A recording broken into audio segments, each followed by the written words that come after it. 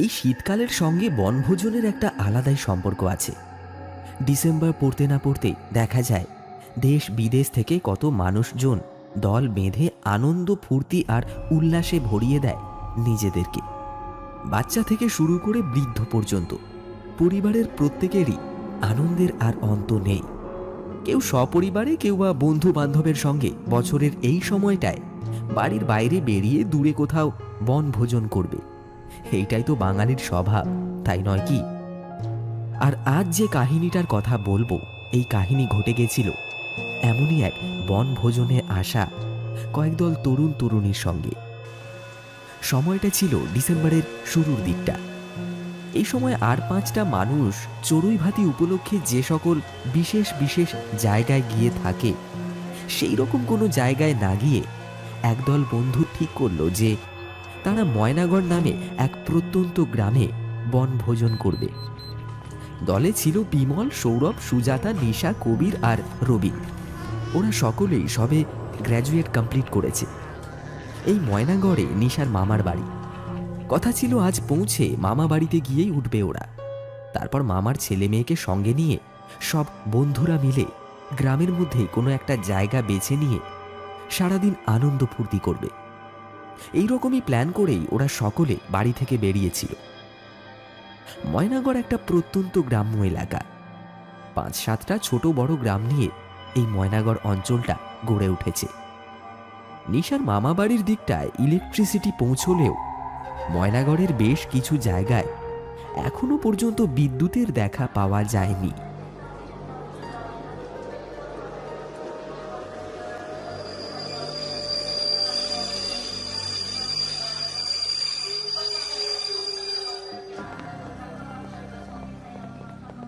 Moynagarh station থেকে বাইরে বেরিয়ে এসে ওরা ৩টে রিক্সা ভাড়া করে ব্যাডিংপত্র সমেত রওনা দিয়েছিল নিশার মামা বাড়ির উদ্দেশ্যে। তবে বেশি দূর যেতে হয়নি। মাইলখানেক এগোনোর পরেই একটা ঝিরঝিরে বৃষ্টি এসে ওদের পথের বাধা হয়ে দাঁড়ালো। এই শীতকালের বৃষ্টিটা বড়ই অস্বস্তিকর।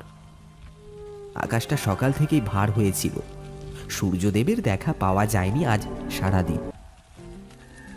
এখন দিন গড়িয়ে সন্ধ্যার আধার ঘনিয়ে আসছে। তার উপর চারিদিকে গুমোট মেঘের দল এসে অন্ধকারটাকে যেন খানিকটা বাড়িয়ে তুলেছে।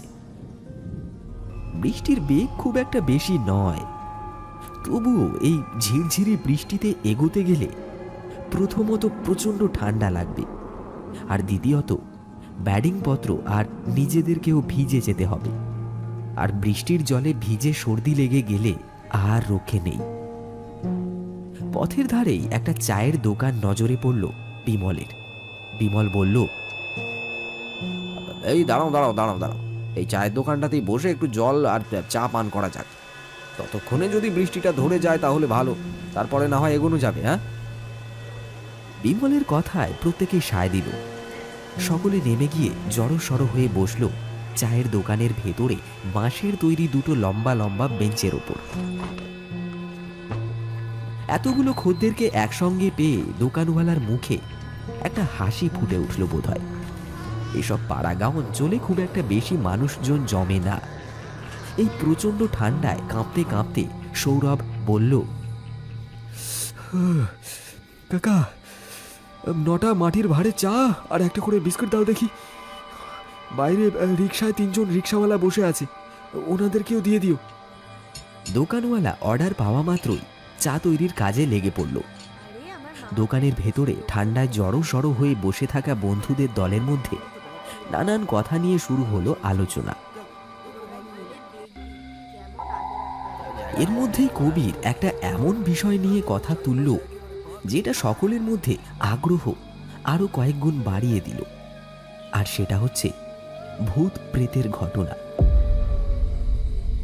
এইরকম একটা নির্জন প্রত্যন্ত গ্রাম্য এলাকা, যেখানে বিদ্যুৎ এখনো পর্যন্ত পৌঁছয়নি, সেখানে একটা চায়ের দোকানে টিমটিমে হ্যারিকেন বাতির আলোর সামনে বসে এই ধরনের আলাপ আলোচনাগুলো বেশ একটা আলাদা ধরনের অনুভূতি এনে দেয়।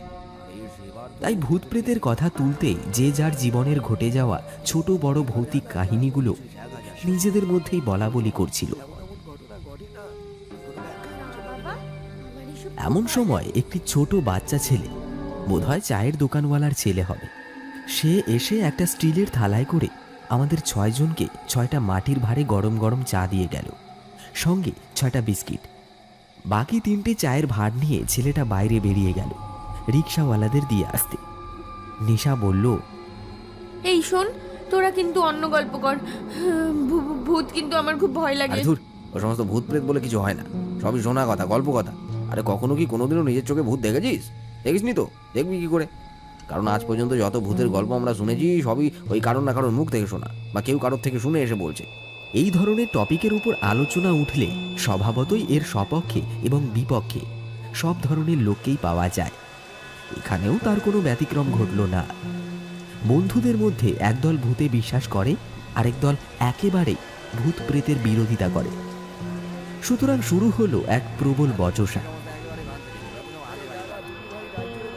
বাইরে তখন সমান ধারায় ঝিরঝিরে বৃষ্টি পড়েই চলেছে।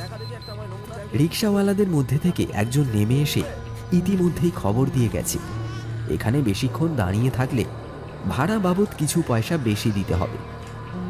ওদিকে এখান থেকে নিশার মামার বাড়ি এখনো মাইল 2 পথ। এই শীতের রাতে হেঁটে যাওয়া কোনোভাবেই সম্ভব নয়। অগত্যা রিক্সাওয়ালাদের কথায় রাজি হওয়া ছাড়া আর কোনো উপায় রইল না। রিক্সাওয়ালারা অপেক্ষা করতে লাগলো তাদের রিক্সার ভেতরে, আর চায়ের দোকানের ভেতর জমে উঠল তুমুল গল্পের আসর। মিনিট 2 কাটতে না কাটতেই একটা ব্যাপার দেখে সকলেই থমকে গেল। একটা নিস্তব্ধতা নির্বাক শ্রোতার মতন জড়ো হয়ে এলো দোকানটার ভেতরে। আসলে গল্পে মেতে থাকতে থাকতে কখন যে আরো একটি মানুষ দোকানের বাইরে দরজার ঠিক সামনে এসে দাঁড়িয়েছে কেউ লক্ষ্যই করেনি। চেহারা দেখে আন্দাজ করা যায় বছর 30 বয়সী একটি ছেলে। পরনে একটা সাদা ধবধবে ধুতি আর একটা কলার দেওয়া ফুল হাতা জামা। জামার ওপর একটা ছাই রঙা হাত কাটা উলের বোনা সোয়েটার আছে।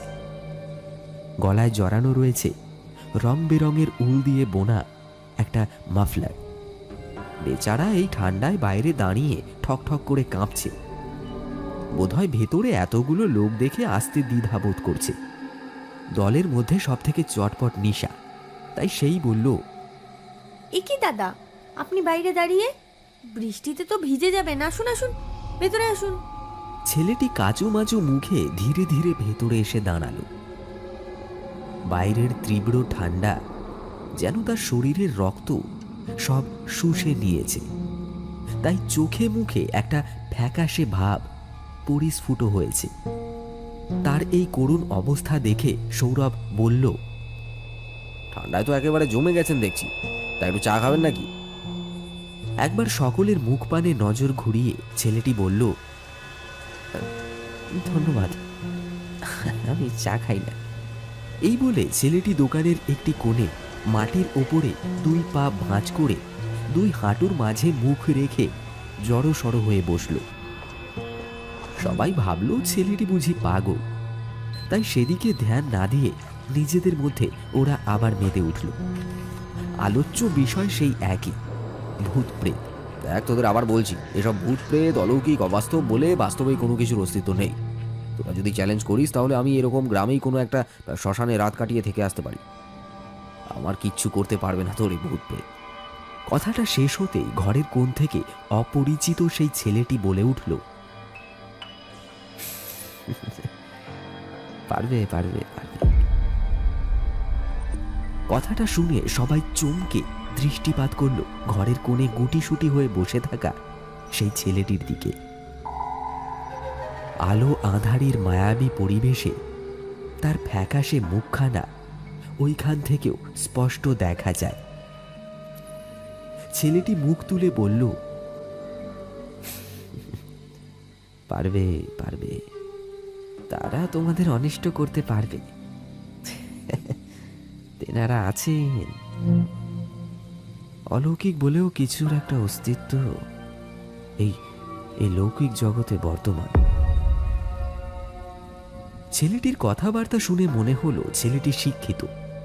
অবশ্য তার শরীরের পোশাকে কোথাও কোনো অদ্ভুত বা পাগলের ছাপ ফুটে ওঠে না, তবে তার হাব ভাব, কথা বলার ভঙ্গি যেন একটু কেমন কেমন। তাই নাকি? পারবে, তুমি পারবে প্রমাণ করতে? যদি পারো তবে বিশ্বাস করব। প্রমাণ করতে পারবো কিনা জানি না, তবে একটা ঘটনা আমার সাথে ঘটে গেছিল, সেটা শুনলে হয়তো তোমরা কিছুটা হলেও ভূত প্রেতের উপর বিশ্বাস করবে। এখানে বলে রাখা দরকার, ভূত প্রেতের ওপর অবিশ্বাসী মানুষজনরাও এই ধরনের আলোচনা হলে একটু আগ্রহী হয়ে পড়ে বটে। তাই সাগ্রহে সকলেই বিস্ফারিত নেত্রে চেয়ে রইল ছেলেটির মুখ পানে। নিশা বলল, তাহলে বলুন না দাদা, কি সেই ঘটনা? আপনার গল্প শুনতে শুনতে যদি বৃষ্টিটা থেমে যায়, তাহলে আমরা আবার রওনা দেব, সময়টাও পেরিয়ে যাবে আর কি। ছেলেটি মৃদু হাসল, তারপর ঘরের কোণ থেকে ধীরে ধীরে উঠে দাঁড়িয়ে এগিয়ে এসে বসল দুপাশের বেঞ্চে বসে থাকা বন্ধুদের দলের ঠিক মাঝখানে। তারপর বলল,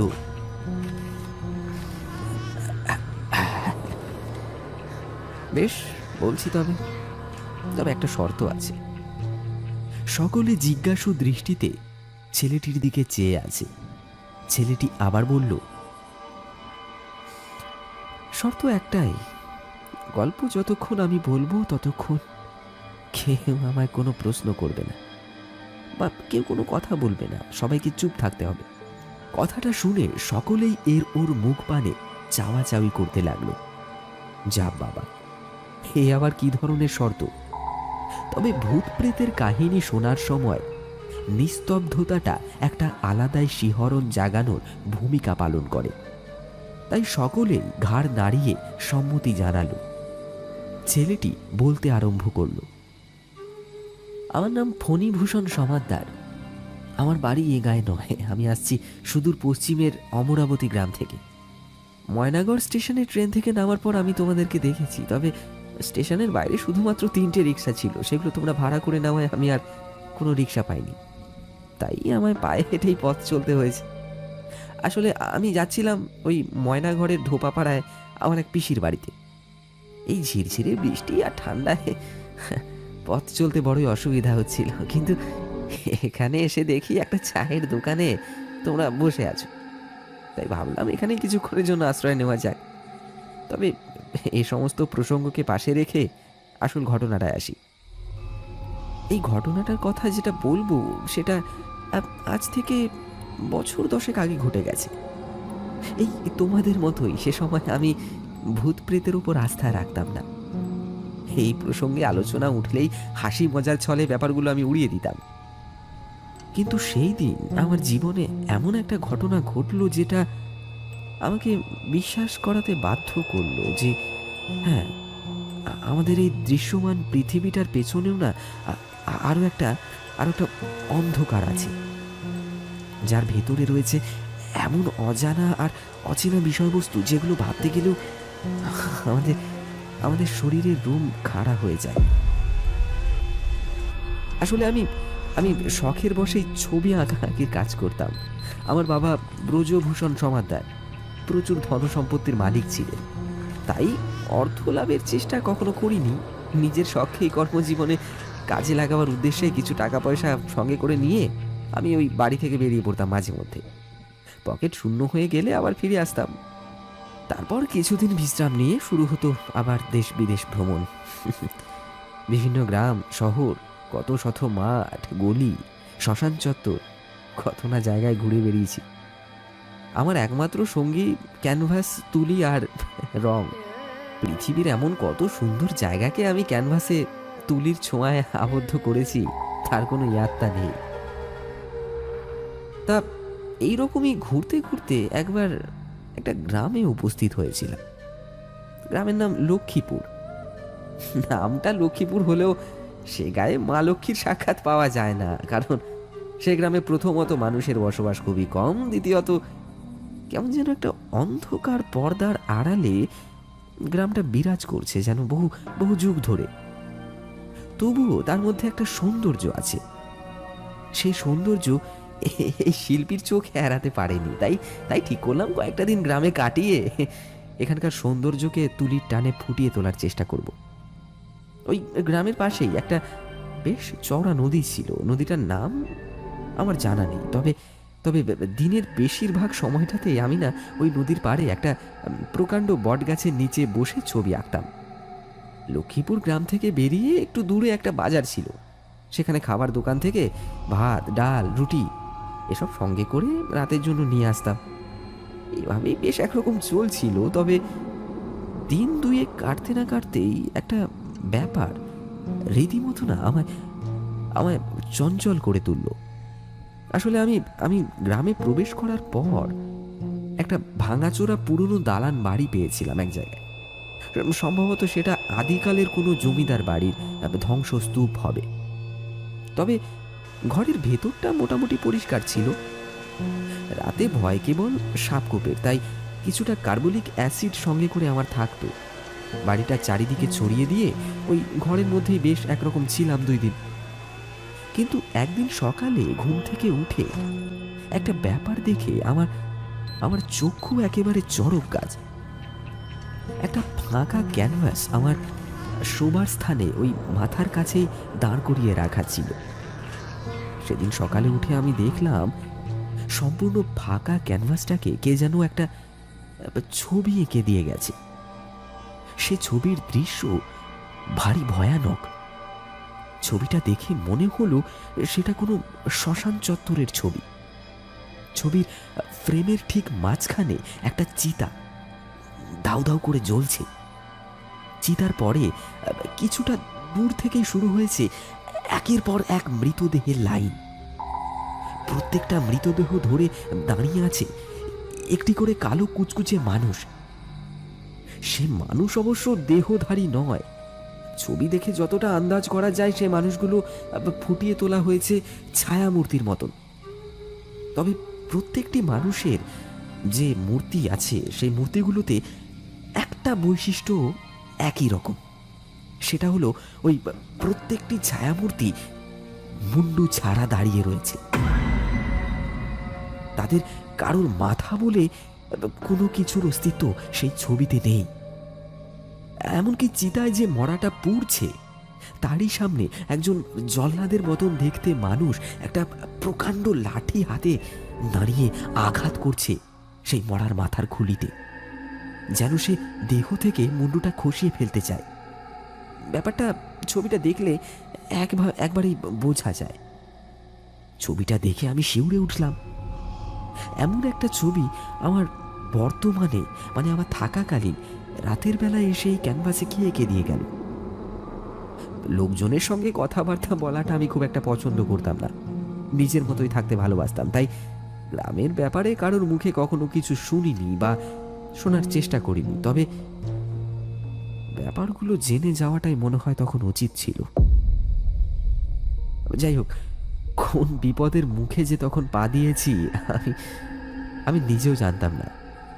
ক্যানভাসের ওই রকম একটা বিভৎস ছবি দেখে আমার মাথায় খুব রাগ চেপে গেল। সচরাচর আমি খুব একটা রাগী না, তবে কেন জানি না তখনকার জন্য আমার মন ভীষণভাবে চঞ্চল হয়ে উঠল। আমি আমি ক্যানভাসটা ছিঁড়ে টুকরো টুকরো করে ভেঙে ফেলে দিলাম ওই পাশের খোলা জানালাটার ওই প্রান্তের জঙ্গলে। কিন্তু এইটুকু হলেও ঠিক ছিল। এর থেকেও ভয়ঙ্কর ব্যাপারগুলো এরপর আমার সাথে ঘটতে থাকলো। ওই ভাঙা বাড়িটার যে ঘরটায় আমি থাকতাম তার পাশেই আরেকটা ঘর ছিল। সেই ঘরটা একটু জঙ্গলে ভরা। সেদিন দিনমানেই ঘুরতে ঘুরতে আমি ঘরের ভেতরে প্রবেশ করলাম। রাতের ব্যাপারটা তখন আমার মনের মধ্যে ঘুরপাক খেয়ে যাচ্ছে কেবল। আমার বারবার মনে হচ্ছে কোনো বদমাশ লোকের খপ্পরে হয়তো আমি পড়েছি। কেউ যদি আমার টাকা পয়সা সব লুটে নেওয়ার চেষ্টা করে থাকে বা সেই তালে ঘাপটি মেরে বসে থাকে, তবে খুব একটা লাভ হবে না, কারণ পকেট আমার ততদিনে হালকা হয়ে এসেছে। এইসব ভাবতে ভাবতেই আমি ঘরময় পায়চারি করছিলাম। এমন সময় আমার চোখটা সেই ঘরের একটা বিশেষ দেওয়ালে গিয়ে ঠেকল। ওই দেওয়ালটায় হিজিবিজি বাংলা অক্ষরে কি সব যেন লেখা রয়েছে। আমি তো ভালো করে পড়ার জন্য দেওয়ালটার একেবারে কাছে গেলাম। তারপর হাত দিয়ে দেওয়ালে লেগে থাকা ধুলো বালি মাটি এসব ঝেড়ে ফেলে আমি লেখাগুলো পড়তে লাগলাম। একটা অদ্ভুত ব্যাপার সেখানে লেখা ছিল জানো। সেখানে লেখা ছিল, এই গ্রামে যে কেউ স্বেচ্ছায় প্রবেশ করতে পারে, তবে এই গ্রাম থেকে চলে যাওয়ার কথা চিন্তা করলেই হয়তো আমার মতন তাকেও এই এই মর্মান্তিক মৃত্যুর শিকার হতে হবে, তাই খুব সাবধান। লেখাটা দেখে আমার মাথায় তখন একটা ব্যাপার খোঁচা দিয়ে গেল। গ্রামটায় আসা থেকে লক্ষ্য করেছি এখানে দিনও মানে দুই একজন মানুষ একটু দূরের বসতি ছেড়ে বাইরে বেরোলেও সন্ধ্যার পরে কোনো কাকপক্ষীর টিকিটিও খুঁজে পাওয়া যায় না। আমি যে ভাঙা বাড়িটায় থাকতাম সেটা গ্রামের বসতি থেকে একটু দূরে, একটু তফাতে বলা চলে, যে কারণে লোকজনের আড়ালে আমার ছবি আঁকার কাজ বা অন্যান্য চিন্তা ভাবনাগুলো করতে সুবিধা হতো। তবে এই ব্যাপারটা তখনও ভেবে দেখিনি যে গ্রামটার চালচলন আচরণ যেন একটু অন্য ধরনের, কেমন যেন থমথমে আর নিষ্প্রাণ। বড্ড ইচ্ছে হলো গ্রামটার ব্যাপারে একটু জানার। ভাবলাম আর দুটো দিন কাটিয়ে একটা ভালো ছবি তোলা যায় নাকি চেষ্টা করে দেখি। তারপর না হয় গ্রামের ব্যাপারে গ্রামবাসীদের থেকেই কোনো রহস্য লুকিয়ে আছে কিনা সে ব্যাপারটা জানবো। সেই রাতের ঘটনাটা আর দেওয়ালের লেখাটা এক প্রকার মন থেকে মুছে ফেলে আমি আবার ছবি আঁকার কাজে লেগে পড়লাম।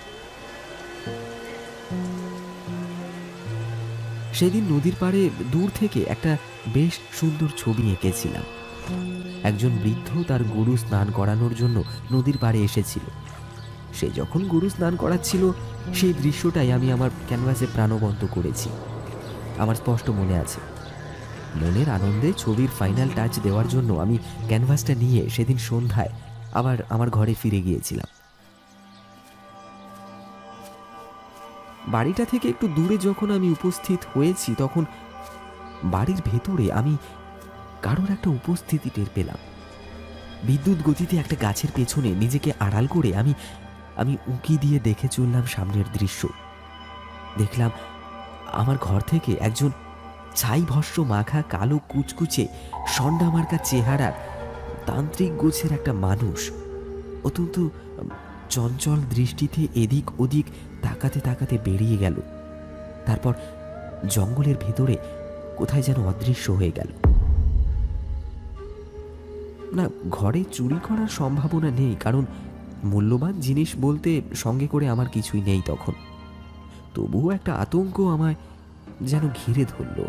আমি দ্রুত পদে ঘরের ভেতরে প্রবেশ করলাম। দেখলাম ঘরের প্রত্যেকটা জিনিস যথাস্থানে রয়েছে। নিজের মনেই বারবার প্রশ্ন ঘুরপাক খেতে লাগলো, এই ব্যাপারগুলো কি হচ্ছে কয়দিন ধরে আমার সাথে। এই ধরনের পরিস্থিতির মুখোমুখি তখনও পর্যন্ত আমি হইনি, তবে পরিস্থিতি ক্রমাগত আরো ভয়ঙ্কর থেকে বীভৎস আর ভয়াবহ হতে লাগলো। বাজার থেকে আনা সাদা ভাত, ডাল আর রুই মাছের তরকারি ঘরে আগে থেকেই গচ্ছিত ছিল। তাই দিয়ে রাতের খাবারটা সেরে আমি জ্বলন্ত মোমবাতিটা শোবার মাদুরের পাশে দাঁড় করিয়ে একটু বিশ্রাম করছি। হঠাৎ আমার চোখটা গেল সেদিন সারাদিন ধরে আঁকা সেই নতুন ছবিটার দিকে। ছবিটা আমি এঁকেছিলাম, আমার স্পষ্ট মনে আছে। তবে একটা ব্যাপার আমায় আরো অবাক করে দিল। ছবির ফ্রেমে নদীটা বয়ে যাচ্ছে।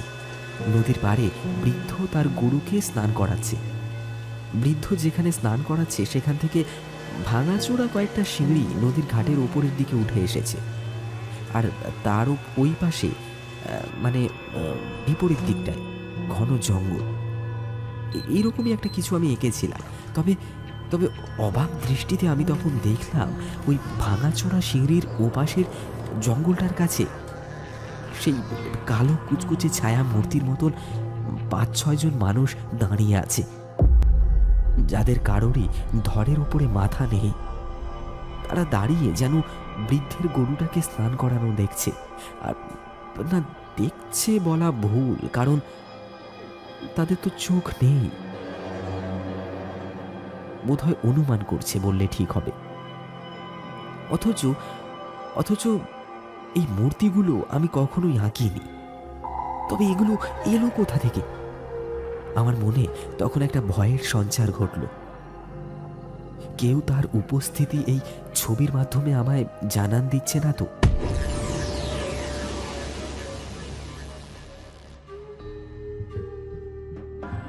শুনছেন শীতের সন্ধ্যায় প্রেতকাণ্ড। গল্পটি শুনতে শুনতে যদি আপনি এতদূর চলেই এসেছেন, তখন চ্যানেলটি সাবস্ক্রাইব করতে ভুলবেন না। আর হ্যাঁ, ভালো লাগলে একটি লাইক দিয়ে বন্ধুদের মধ্যে শেয়ার করুন।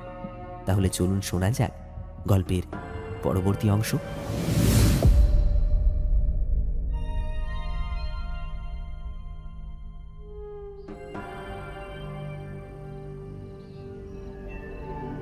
অন্ধকার নির্জন প্রান্তে ভাঙাচোরা বাড়ির চার দেওয়ালের মধ্যে তখন আমার গাটা কেমন যেন ছমছম করে উঠল। অলৌকিক বা ভৌতিক বিষয়বস্তুর উপর আমার আস্থা কোনোদিনই ছিল না, কিন্তু কিন্তু তখনকার জন্য একটা অদৃশ্য কিছুর উপস্থিতি আমি আমি মনের ভেতরেই উপলব্ধি করতে পারলাম। আর সেই রাতেই ঘটল একটা ভয়াবহ কাণ্ড। ঘুমে আমার চোখ দুটো তখন জড়িয়ে এসেছে। হঠাৎ হঠাৎ আমার যেন মনে হলো আমার পিঠের নিচে কিছু একটা খোঁচা লাগছে। আমি সমান্তরাল মেঝের উপর একটা মাদুর পেতে তার উপর চাদর বিছিয়ে শুয়েছিলাম। অথচ আমার যেন মনে হচ্ছে আমার পিঠের নিচে বড্ড উঁচু নিচু, যেন একটা চাষ করা জমির উপর আমি ঘুমিয়ে আছি। আমার চোখ ডলতে ডলতে আমি উঠে বসলাম। পাশের মোমবাতিটা তখন টিমটিম করে জ্বলছিল। তারই মৃদু আলোতে আমার চোখটা নিচের মেঝেতে গিয়ে আটকে গেল। থমকে গেলাম আমি কয়েক মুহূর্তের জন্য। একটা ঠান্ডা হিমেল বরফের ছোঁয়া যেন বিদ্যুৎ গতিতে আমার শিরদাঁড়া বেয়ে নিচ থেকে ওপর দিকে উঠে এলো। এ কি দেখছি আমি? ঘরের মেঝেটাকে যেন খুঁড়ে ছিন্ন ভিন্ন করে দিয়ে গেছে। আর সেই মেঝের ভেতরে মাটি খুঁড়ে বেরিয়ে এসেছে শত শত মানুষের নরমুণ্ডু। সেই মুন্ডুগুলি একভাবে আমায় দেখে চলেছে। তার অন্ধকার দুটো চোখের কোটরের গহ্বরে কোনো চোখের অস্তিত্ব নেই বটে, তবে আমার মন বলল সেই কোটরের ভেতর থেকে যেন তারা আমায় নিষ্পলক দৃষ্টিতে পর্যবেক্ষণ করে চলেছে। আমার সারা শরীর মুহূর্তের মধ্যেই ঘেমে উঠল। কি করব বুঝতে না পেরে ভয়ে একটা আর্ত চিৎকার করে উঠলাম আমি। তারপর দুই হাতে কোনো মতে নিজের মুখটা আড়াল করতেই থরথরিয়ে কেঁপে উঠল আমার সারা শরীর। বাইরে তখন নিরেট নিস্তব্ধতা থমথম করছে। কান ঝালাপালা করে দেওয়ার উপক্রম হয় ঝিঁঝি পোকার ডাকে।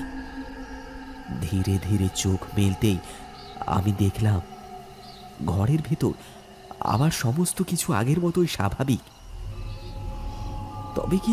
তবে কি এ সবই আমার ভ্রম? আমার কি মানসিক স্বাস্থ্যের অবক্ষয় ঘটল? নিজেকে কেমন যেন পাগল পাগল মনে হতে লাগলো আমার। সে রাতে কিছুতেই ঘুম আসতে চাইল না। আর ভোরের দিকে ঘরের বাইরের জঙ্গলে কিছু মানুষের পায়ে চলার খসখস শব্দে আমি ধীরে ধীরে উঠে দাঁড়ালাম। তারপর খোলা জানালার ফাঁক দিয়ে একটু উঁকি মেরে বাইরে দৃষ্টিপাত করতেই যে ব্যাপারটা দেখলাম, সেটা দেখে আমার বুঝতে বাকি রইল না যে আমি এক ভয়ঙ্কর প্রেতপুরীতে উপস্থিত হয়েছি। ছবিতে দেখা সেই কালো কালো ছায়ামূর্তির মতন মুন্ডহীন মানুষগুলো আমার চোখের সামনে আমার চোখের সামনে জল জ্যান্ত হেঁটে বেড়াচ্ছে। বাড়িটার পাশ দিয়েই তারা সারিবদ্ধভাবে কোথায় যেন এগিয়ে চলেছে। চোখ না থাকা অবস্থাতেও তারা যেন সামনের সমস্ত কিছু দেখতে পায়। দৃশ্যটা দৃশ্যটা চোখের সামনে দেখে আমি আমি পাথরের মতো নিশ্চল হয়ে সেখানে দাঁড়িয়ে রইলাম। সেই কালো মূর্তির দল ধীরে ধীরে দূরের জঙ্গলের ভেতরে অদৃশ্য হয়ে গেল। তারপর কখন যে ভোরের আলো ফুটে উঠল তা আমি জানি না। রাত্রে ওই রকম বীভৎস ঘটনা ঘটে যাওয়ার কারণে আমার মাথাটা ততক্ষণে একেবারে ধরে গেছে। আমার চোখ দুটো লঙ্কা বাটার মতন জ্বলে যাচ্ছে ক্রমশই। আমি ঠিক করলাম আর নয়, যে করেই হোক আজ আমায় এই গ্রাম ছেড়ে দূরে কোথাও চলে যেতে হবে। দিনের আলো থাকতে থাকতে তল্পিতল্পা গুটিয়ে আমি আমি বেলা 11টা নাগাদ সেই ঘর ছেড়ে বাইরে বেরিয়ে পড়লাম। মনে মনে ঠিক করে নিয়েছি এই গ্রামে আর ফিরব না। তবে তবে চাইলেই তো আর তা হয় না, সেটা আমার জানা ছিল না। ঘরের ভেতরের দেওয়ালে সেই বাংলা অক্ষরে লেখা কথাটা তখনও আমার মাথায় আসেনি, তবে ব্যাপারটা আমি উপলব্ধি করলাম কিছুক্ষণ পরেই। গ্রামের সীমানা পেরিয়ে বাইরে বেরোতে যাব এমন সময় হঠাৎ আমার মাথাটা টলমল করে ঘুরে উঠল, আর এক পা এগোনোর শক্তি তখন আমার মধ্যে নেই। আমি ধপ করে মাটিতে বসে পড়লাম। শরীরটা বড্ড ক্লান্ত হয়ে পড়েছে ততক্ষণে। কিছুক্ষণ বিশ্রাম করে উঠে দাঁড়িয়ে আমি পথ চলতে যাব, কিন্তু আবার আমি শক্তি হারিয়ে মুখ থুবড়ে মাটির উপর পড়লাম। আমি বুঝলাম এখান থেকে এক পা সামনে এগোনোর সামর্থ্য আমার আর নেই। সেইভাবে কিছুক্ষণ আবার মাটিতে পড়ে থেকে ধীরে ধীরে আমি উঠে বসলাম। তারপর ঠিক করলাম ওই ভাঙা বাড়িটাতেই আবার ফিরে যাব। তবে আশ্চর্যজনকভাবে ভাঙা বাড়িতে ফিরে যাওয়ার সময় আমার শরীর দিব্যি সুস্থ, কোনো প্রকার দুর্বলতা বা মাথা ঘোরার ভাবটা তখন আর নেই। আমার বুঝতে বাকি রইল না সেই ভয়ঙ্কর প্রেত শক্তি আমায় এই গ্রাম থেকে বাইরে যেতে দিতে চায় না। তবে এর শেষটা কোথায় সেটা দেখার জন্য মনে মনে একটা জিদ চেপে বসলো আমার। আমি আবার গিয়ে উপস্থিত হলাম সেই ভাঙা বাড়িটায়। আমায় দেখতেই হবে, জানতেই হবে এই ধরনের ঘটনাগুলো কেন আমার সঙ্গে ঘটছে, এই গ্রামে কিসের রহস্য লুকিয়ে আছে। সেদিন আমি আর কোনো কাজ করতে পারলাম না। ওদিকে প্রচন্ড খিদে পেয়েছে, সঙ্গে জল তেষ্টাও পেয়েছে খুব। শুকনো মুড়ি একটা থলেতে কিছুটা বেঁধে রাখা ছিল, তাই সেটাই বের করে চিবোতে লাগলাম। তারপর খাওয়া শেষ হলে গলাটা যেন আরো শুকিয়ে কাঠ হয়ে গেল। তাই ঠিক করলাম এবার এই বাড়ি থেকে একটু দূরে ওই গ্রামে বাস করা লোকজনদের মাঝে গিয়ে সাহায্যের জন্য হাত পাতব। তাই ঘর থেকে বেরিয়ে রওনা দিলাম। একটা সরু মাটির রাস্তা ওই নদীর পাড়টা ঘেঁষেই দক্ষিণ দিকে এগিয়ে গেছে। দেখে বোঝা যায় লোকজন সেই পথ দিয়েই বোধহয় যাতায়াত করে। সেই পথ ধরে কিছুটা দক্ষিণে এগিয়ে বাঁ দিকে বাঁক নিয়ে মিনিট 2 হাঁটার পর কতগুলো ছোট ছোট বাড়ি ঘর চোখে পড়ল। তবে তবে অদ্ভুতভাবে সেখানে গিয়ে শত ডাকাডাকির পরেও সে বাড়ির ভেতর কোনো মানুষের অস্তিত্ব খুঁজে পেলাম না। এখানে আছেন কেউ? শুনতে পাচ্ছেন আমার কথা? আচ্ছা, আপনারা কেউ আমার কথা শুনতে পাচ্ছেন না? তাই বসতিটা ছেড়ে সামনের দিকে এগিয়ে চললাম। গোটা 10-12 বাড়ি পেরোনোর পরে আবার ফাঁকা মাঠ আর জঙ্গলে ভরা জমি, কিন্তু কাঁচা মাটির পথটা দেখলাম সেই দিকে এগিয়ে গেছে। সেটা দেখে সে পথ ধরে আমি এগিয়ে চললাম। মিনিট 5 হাঁটার পর একটা ভাঙাচোরা মন্দির দেখে একটু আশ্বস্ত হলাম, কারণ মন্দির চত্বরে গেরুয়া রঙের ধুতি পরিহিত একজন বৃদ্ধ বসে দেবীর আরাধনা করছে। আমি চটজলদি এগিয়ে গিয়ে মন্দিরের বাইরে একটা ভাঙা সিঁড়ি ছিল, তার উপর বসলাম। বৃদ্ধ ঘুরে আমার দিকে চাইল। তাকে দেখতেই আমি চিনলাম। এই বৃদ্ধকে আমি গরু স্নান করাতে 2 দিন আগে নদীর পাড়ে দেখেছি, তার ছবিও এঁকেছি। সম্ভবত উনি তখন আমায় দেখতে পাননি। শুকনো কণ্ঠে আমি বললাম, একটু জল বৃদ্ধ একটা ঘটি থেকে খানিকটা জল একটা পিতলের গ্লাসে ঢেলে আমার দিকে এগিয়ে দিল। আমি ঢক ঢক করে গ্লাসটা শেষ করে আরেক গ্লাস জল বৃদ্ধর থেকে চাইলাম।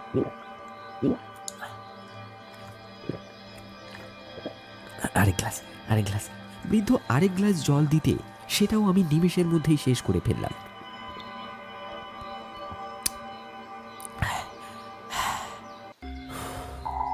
বৃদ্ধ জিজ্ঞাসা করল, তুমি কে বাবা? এই গায়ে কি করতে এসেছো? আমি কে কি করতে এসেছি আর আমার সাথে কি কি ঘটনা ঘটে গেছে সমস্তটা আমি ওই বৃদ্ধকে খুলে বললাম।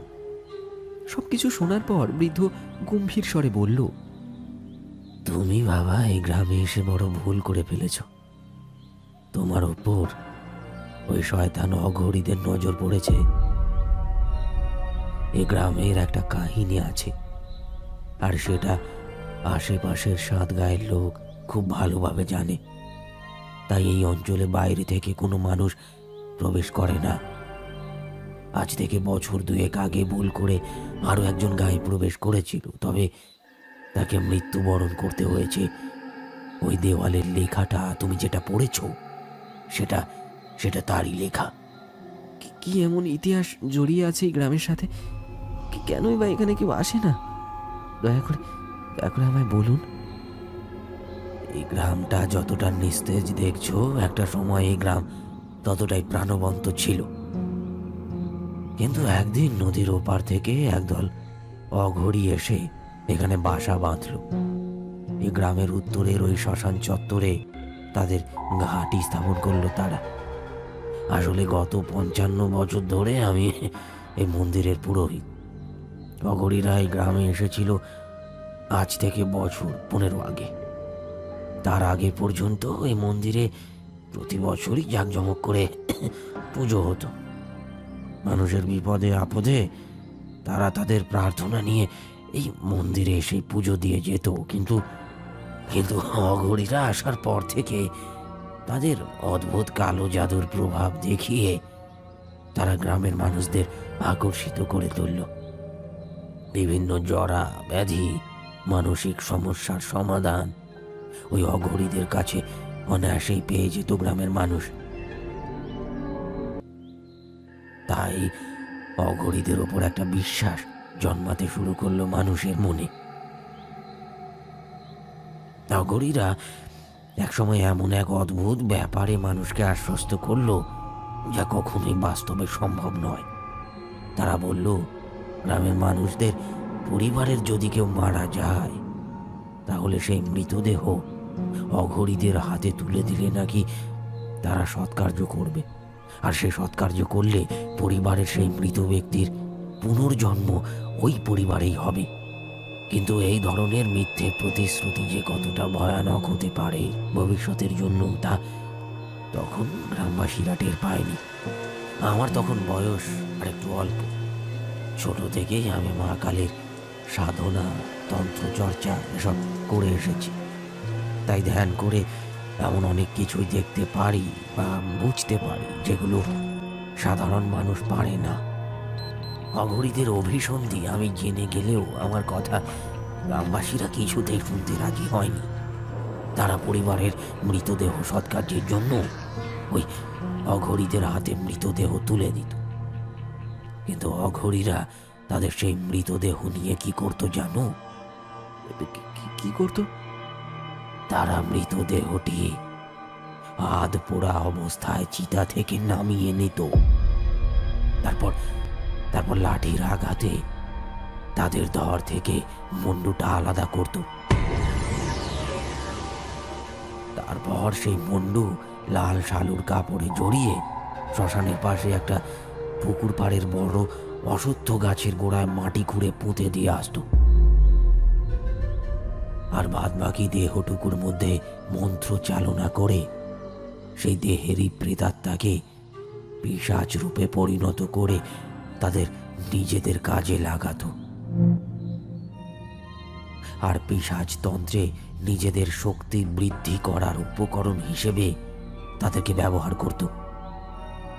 কালে কালে তাদের লোভ এতটাই বেড়ে উঠল যে তারা জীবন্ত সাধারণ মানুষদেরও বশীভূত করে জ্যান্ত চিতায় পুড়িয়ে তাদের দেহকে কাজে লাগাবার পৈশাচিক কাজ করতে শুরু করলো।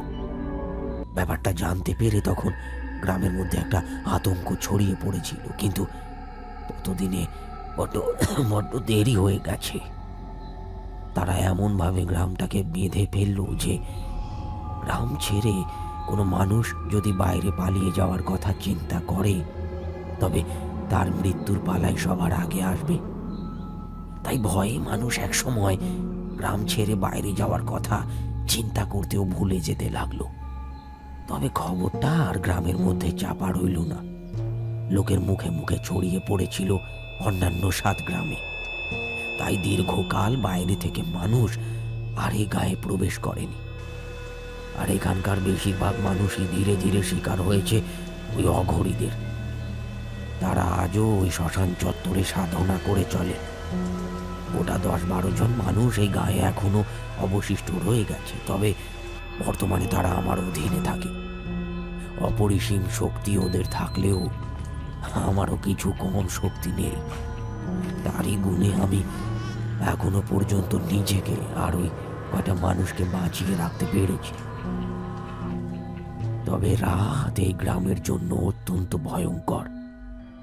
সন্ধ্যের অন্ধকারের পরে রাতে কেউ আর ঘর থেকে বাইরে বেরোয় না।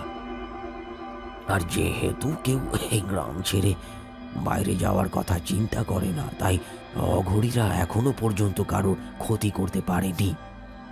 কিন্তু নিজের অজান্তেই সেই চিন্তা তুমি বাবা করে ফেলেছ, তাই তাদের নজর এখন তোমার ওপর।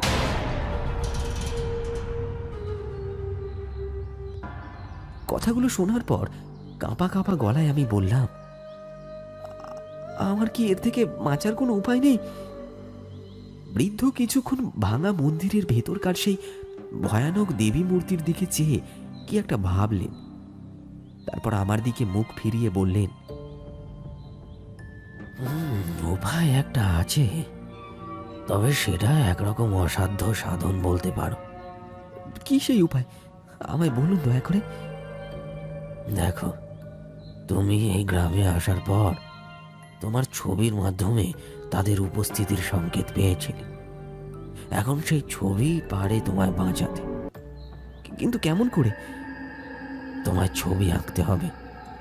যদি অঘরীরা তোমার প্রাণের পিছু নিয়ে থাকে তাহলে ওই ছবিতে প্রতিবারই তুমি তার সৃষ্টি সেই কালো কালো মুন্ডহীন মানুষরূপী পিশাচকে দেখতে পাবে।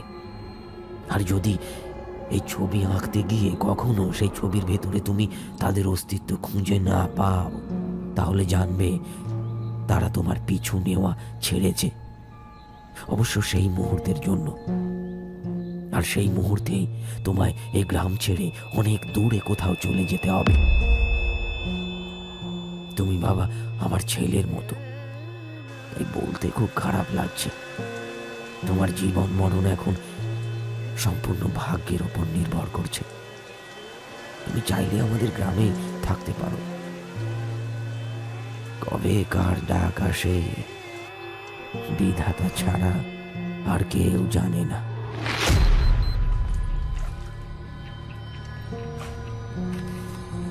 চায়ের দোকানের ভেতরে বিমল, নিশা, সৌরভ আরও বাদবাকি সকলে একে অপরের মুখ পানে চাওয়াচাওয়ি করছে। তখন ছেলেটি তখনও একভাবে ওদের সামনে মাটিতে বসে আছে।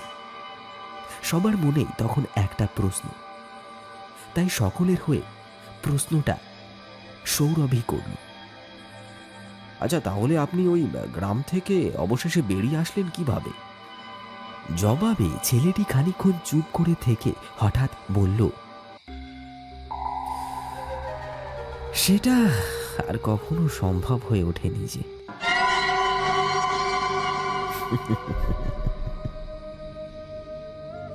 কথাটা শুনে এক মুহূর্তে দোকানের ভেতরে উপস্থিত সকলের শরীর একেবারে হিম হয়ে গেল। বাইরে ঝিরঝিরে বৃষ্টিটা তখন হয়তো অনেকটা কমে এসেছে, তবে ঠান্ডা আর হিম করা একটা বাতাস যেন এই জগৎকে একটা হিমেল বরফের কনকনে ঠান্ডার রাজ্যে প্রস্তুত করতে ব্যস্ত। ছেলেটির শেষ কথাটি শুনে যখন সবার মনের মধ্যে আরও একটা প্রশ্ন দানা বেঁধেছে, ঠিক সেই সময় হঠাৎ দোকানের ভেতর জ্বলতে থাকা হ্যারিকেন বাতির কাঁচটা একটা জোরালো শব্দে ফেটে চৌচির হয়ে ধপ করে আগুনটা নিভে গেল। একটা ঘুটঘুটে অন্ধকার গ্রাস করল দোকান আর দোকানের ভেতরে থাকা প্রত্যেকটি মানুষকে। সকলের মধ্যেই বেঁধে গেল একটা হুলস্থুল কাণ্ড। আরে আপনারা একটু শান্ত হয়ে বসেন, আমি মোমবাতিটা জ্বালাচ্ছি। এই বলে চা দোকানের মালিক ফস করে একটা দেশলাই কাঠি ধরালেন।